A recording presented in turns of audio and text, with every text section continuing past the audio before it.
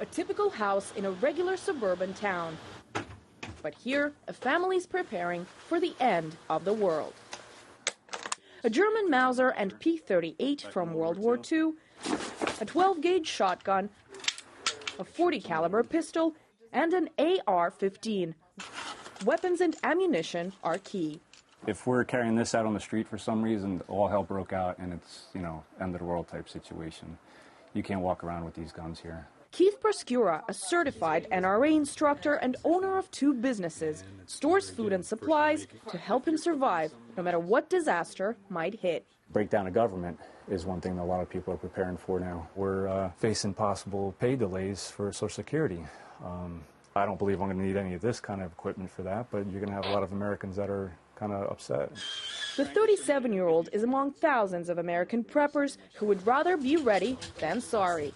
RT spoke with the founder of the Preppers Network from inside his truck. Not so much political, but more economic. I see people every day lose their jobs and have to rely on food that they've had stored up previously to live on that food just because they've lost their job. Gas masks, bulletproof vests, canned food, tents, and helmets fill basements like this one. A prepper's survival bag is not a typical first aid kit. It includes things like a parachute cord, a body heat-retaining space blanket, a survival knife, a meal ready to eat, and bagged emergency drinking water. According to preppers, one must also be ready for chemical catastrophes or a large-scale terrorist attack. Contaminants landing on top of you. You'd have a couple pairs of gloves on. Your feet would slip into a chemical-proof boot. If you're going into an unknown situation, you want to have one that's fully encapsulated to where you know 100% sure that nothing is going to get through to you.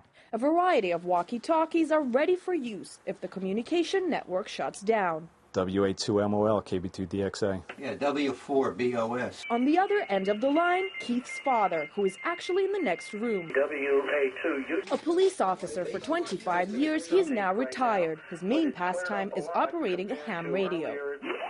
For him, communications will be key if disaster strikes.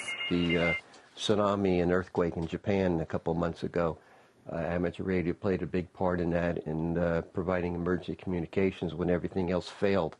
And the big hurricane in Haiti a couple of years ago. There's one scenario he fears more than others. If there was some kind of a nuclear fallout, radio wave propagation would probably, for all practical purposes, cease. Around $10,000 is the hefty price tag for these supplies. But to preppers, it's not just 10 grand sitting in a basement. With uncertainty taking over the U.S., they say those who seem paranoid today may end up being the smartest tomorrow. Anastasia Churkina, RT, Somerville, New Jersey.